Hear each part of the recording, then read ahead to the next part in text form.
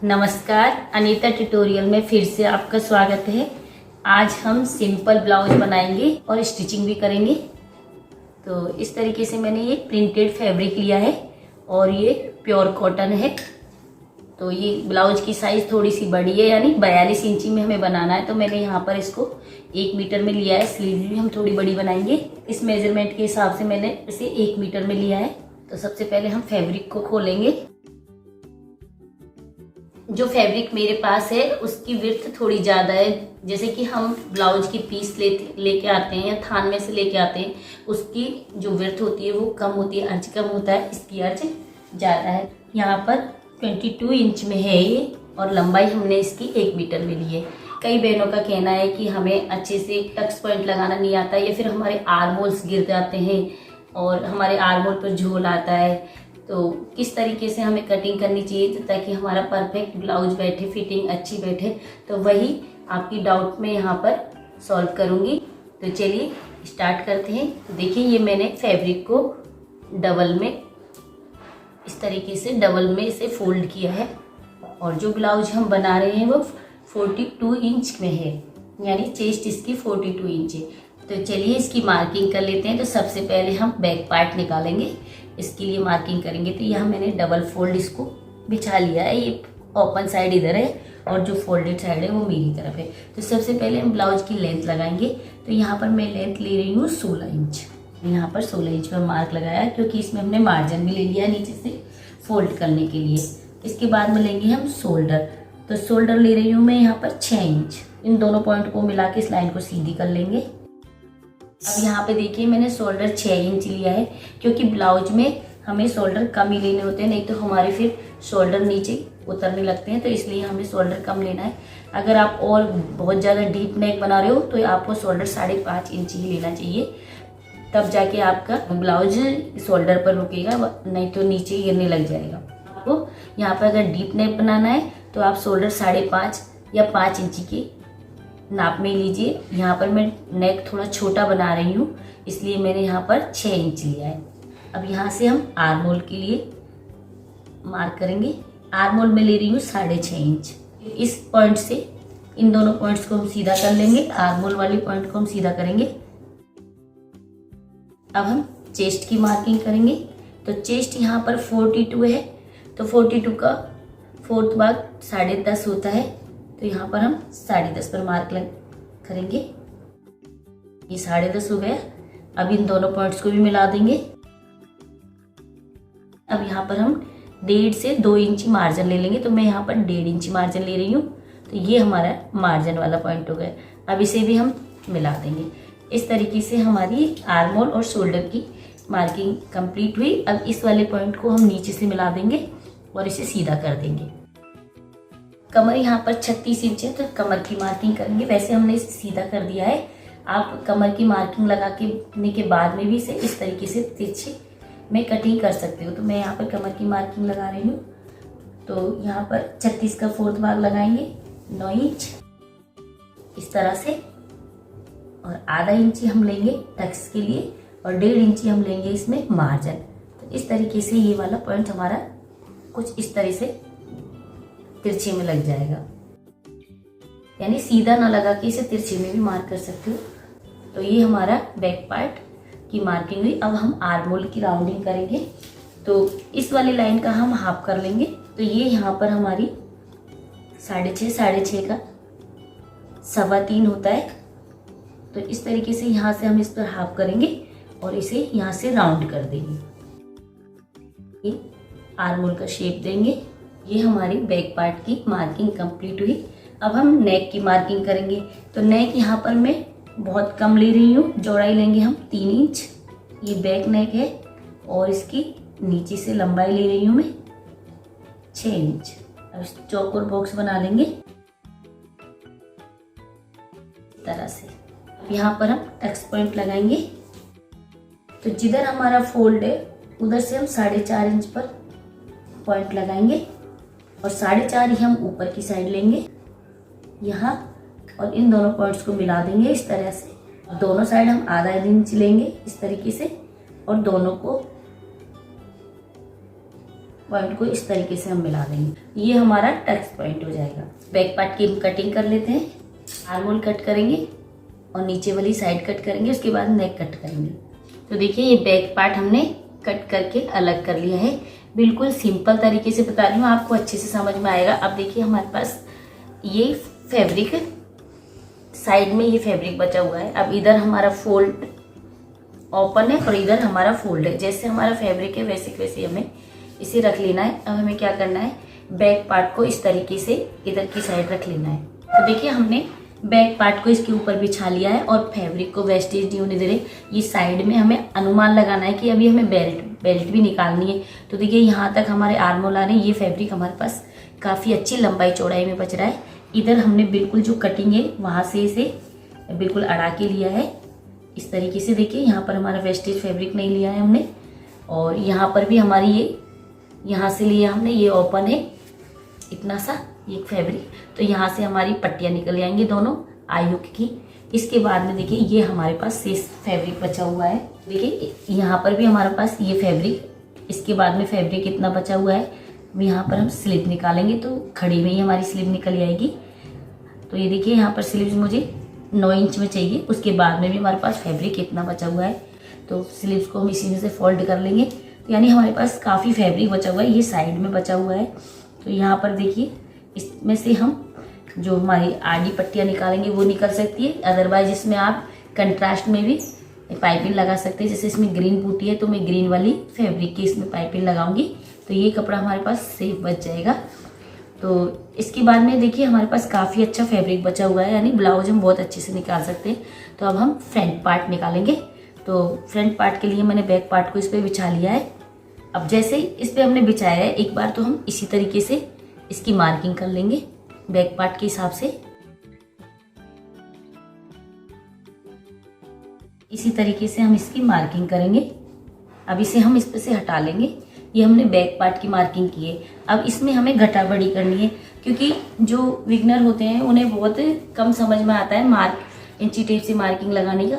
तो इस तरीके से हम एक बार नाप लगा लेंगे, फिर दूसरा पार्ट हम दूसरे वाले पार्ट से निकाल लेंगे। तो ये हमारा बैक पार्ट है। अब इसमें हमें घटा बढ़ी करनी है, जैसे कि हमें आर्म होल, फ्रंट का आर्म होल हमें कम करना होता है। तो इस तरीके से हम यहाँ से 1 इंची पर इस तरह से पॉइंट लगाएंगे और यहाँ से हम फ्रंट की आर्म होल की कटिंग का मार्क कर लेंगे इस तरह से।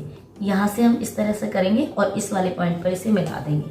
तो ये देखिए ये बैक आर्म होल था हमारा और ये फ्रंट आर्म होल की मार्किंग हो गई। अब हमें नेक में करना है। तो नेक देखिए ये बैक का है इसमें, तो अभी हमें फ्रंट का लगाना है। तो फ्रंट का हम यहाँ से जो चौड़ाई हमारी वही रखेंगे और यहाँ से इसकी लेंथ बढ़ाएंगे, यानी मैं बैक का फ्रंट का नेक बड़ा बना रही हूँ। तो इस तरीके से बनाएंगे और यहाँ से राउंडिंग कर देंगे और यहाँ पर आके इसे मिला देंगे। तो इस तरीके से हमारा फ्रंट का नेक निकल के आ जाएगा। अब इसके बाद में लगानी है हमें तीरे की नाप। तो यहाँ से शोल्डर वाले मार्क से हम रखेंगे। तो तीरा यहाँ पर 13.5 इंची में, यानी जो चेस्ट की साइज है वो 13.5 इंची में है लंबाई में। अभी इसमें हम बेल्ट भी ऐड करेंगे। तो 13.5 पर हमने लगाया मार्क इस तरह से। इसके बाद आधा इंची हम इसमें सिलाई का लगा लेंगे यहाँ से। अब इस वाले पॉइंट को हम यहाँ से थोड़ा सा हम इस तरीके से नेक की तरफ से थोड़ा तिरछा करेंगे इसे इस तरह से, और यहाँ आकर इसे हम मिला देंगे। जहाँ पर हमारी साइड फिटिंग आएगी वहाँ पर हम इसे मिला देंगे। तो देखिए ये हमारा जो डार्क वाले मार्किंग है वो हमारे फ्रंट की मार्किंग है, और बैक की मार्किंग हमने सिर्फ ड्राफ्टिंग के लिए लगाई थी क्योंकि बैक पार्ट को रखा था। अब जो हमने डार्क वाली मार्किंग की है उस पर हम इसे कटिंग कर लेंगे और फ्रंट पार्ट निकाल लेंगे। तो देखिए इस तरीके से हमारा फ्रंट पार्ट निकल के आ गया है। तो यहाँ पे देखिए साइड वाली फैब्रिक से हम बेल्ट निकालेंगे। तो इसमें किनारी है तो किनारी को हम अलग कर देंगे कट करके, और यहाँ से हम इसे सीधा कर लेंगे। इसमें से हम बेल्ट निकालेंगे। तो बेल्ट की देखिए इस तरीके से हम थोड़ी तिरछी मार्किंग करेंगे। थोड़ा सा आधा इंच हमने इसे छोटा लगाया क्योंकि यहाँ पर हम प्लेट डालेंगे तो उसके हिसाब से ये फिर बिल्कुल बराबर बैठ जाएगा। अब थोड़ा बड़ा है तो नीचे हम जब इसे फोल्ड करेंगे उसके हिसाब से इसकी कटिंग कर लेंगे। इस तरीके से हमारी ये फ्रंट के पार्ट कट के आ गए। अब हम स्लीव्स कट करेंगे। ओपन साइड की 2 पट्टियां हैं वो भी हम निकाल लेंगे, साइड में बची हुई है। यहाँ से हम इसे थोड़ा सीधा करेंगे।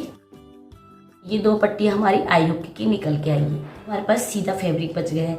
ये साइड में बचा है जिसमें से हम तिरछी पट्टी निकाल लेंगे, अदरवाइज दूसरे फैब्रिक की भी लगा सकते हैं यहाँ पर। अब इसे मैंने 4 फोल्ड कर लिया है स्लीव्स के लिए। स्लीव्स की लंबाई में यहाँ पर 8 इंची में रख रही हूँ और एक्स्ट्रा 2 इंची एक्स्ट्रा ले रही हूँ। 10 इंची की लंबाई में से कट कर दूंगी। इस लाइन को हम सीधा कर लेंगे। अभी भी हमारे पास देखिए इतना फैब्रिक बचा हुआ है। अब हम इसकी स्लीव कटिंग करेंगे। तो यहाँ से हम जिधर हमारा ओपन है उधर की साइड से हम 3 इंची पर मार्क करेंगे, 3 या 3.5 इंच। तो मैं यहाँ पे 3.5 पे कर रही हूँ। अब यहाँ से हम स्लीव दे देंगे।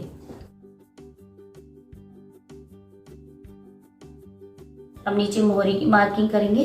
6.5 हमारी फिटिंग में है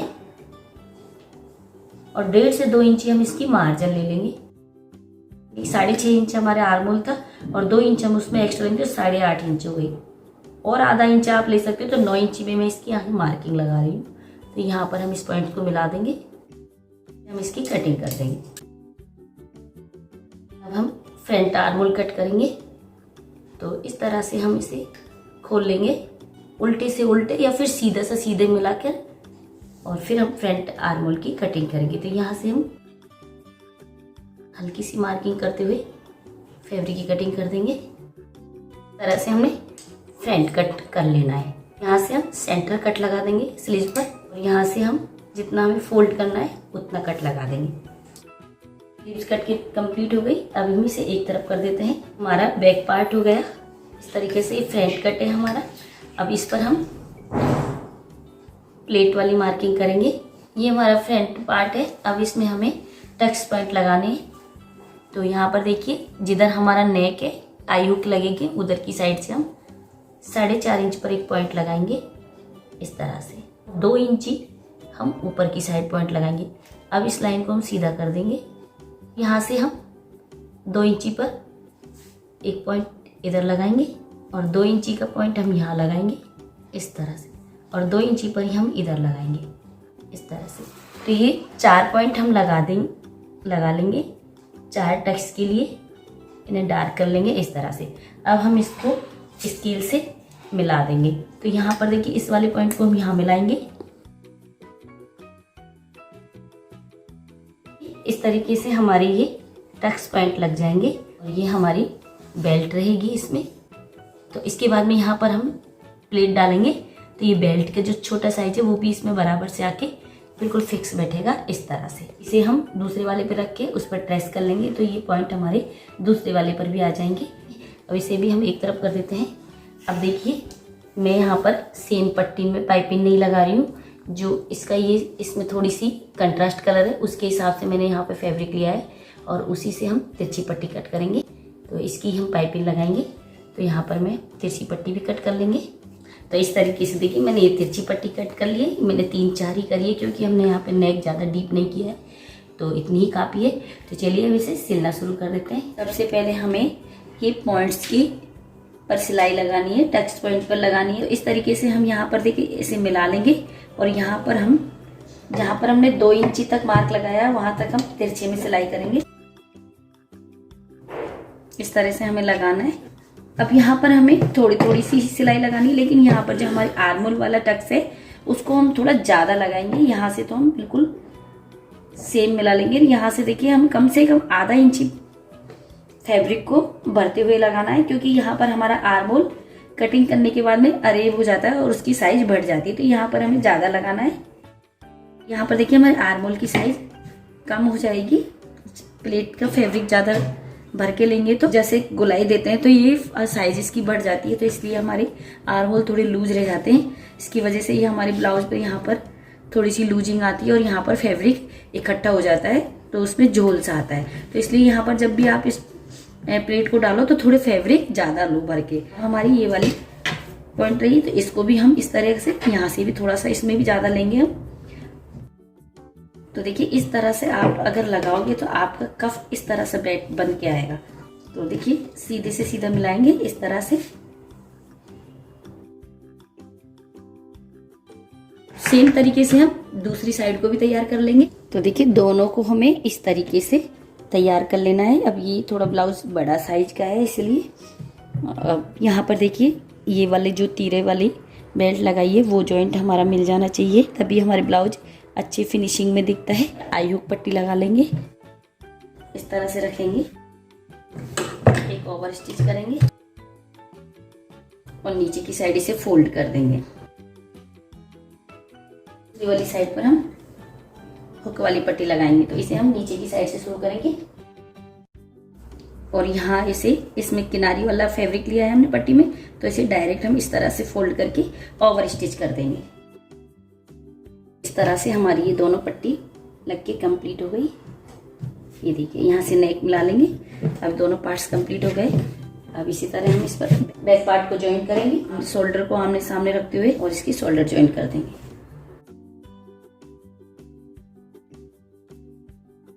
इस तरह से हमारे शोल्डर ज्वाइन हो गए। थोड़ा सा फैब्रिक हमारा शोल्डर में आर्मोल की तरफ से बढ़ गया है, तो हम इसे हल्की सी गोलाई में कटिंग कर देंगे। नेक पट्टी को हम यहाँ से मिलाएंगे दोनों को, तो देखिए बराबर आना चाहिए हमारा नेक। अब एक कॉर्नर से हम इस पर पट्टी लगाना शुरू करेंगे। तो ये देखिए मैंने जो कंट्रास्ट में पट्टी बनाई है इसे मैंने ज्वाइन कर लिया है।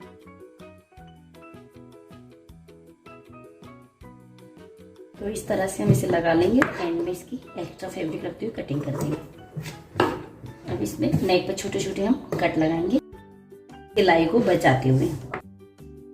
हमने जो शुरू में एक्स्ट्रा फैब्रिक छोड़ा था उसे हम इस तरह से अंदर की साइड फोल्ड करेंगे एक बार, और फिर पट्टी को फोल्ड करेंगे एक बार, फिर दोबारा हम जितनी हमें पतली मोटी चाहिए उतने उसके हिसाब से फोल्ड करेंगे और पाइपिंग निकालेंगे। तो देखिए यहाँ पर हमने इतनी सी फोल्ड किए। अब यहाँ पर हम सिलाई लगा लेंगे। तो एक बार फोल्ड करेंगे और इसी तरह से पूरी पाइपिंग को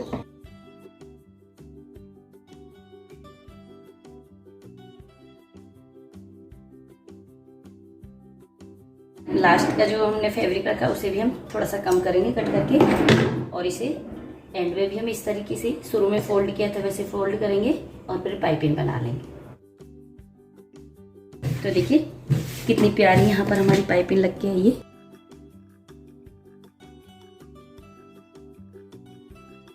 अब इस पर हम स्लीव ज्वाइन करेंगे। तो इस तरह से हमने सेंटर में कट लगा रखा है स्लीव्स का, और फ्रंट कट को आर्मोल से मिलाते हुए, जैसे कि यहाँ पर हमने ये स्लीव्स का फ्रंट कट दिया है, तो फ्रंट कट पे आर्मोल को रखते हुए और इसे हम इस तरह से ज्वाइन कर देंगे। एक स्लीव को जोड़ दिया है, दूसरी वाली को भी हम इसी तरह से जोड़ लेंगे। स्लीव लग के कंप्लीट हो गई। अब हम पीछे की टक्स पॉइंट लगाएंगे।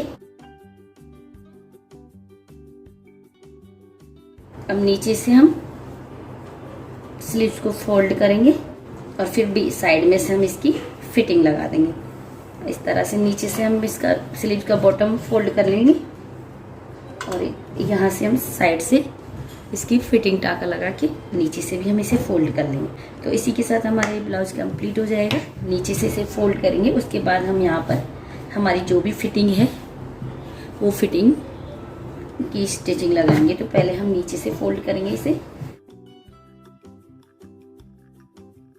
नीचे से फोल्ड करने के बाद में अब हम यहाँ पर साइड में सिलाई लगा देंगे। तो हमने फिटिंग का मार्क लगा रखा है यहाँ।